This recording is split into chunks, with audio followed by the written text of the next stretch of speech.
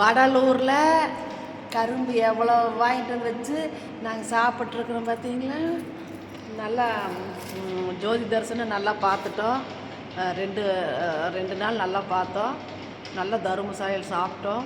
இப்போது சிவக்குழந்தையும் எங்களுக்காக கரும்பு நிறைய வாங்கிட்டு வந்து கொடுத்துருக்குறாரு. இந்த எத்தனை கரும்பு பார்த்துக்கங்க. இன்னும் இதெல்லாம் சாப்பிடணும். இது நிறைய சாப்பிட்டு போட்டிருக்குறோம்.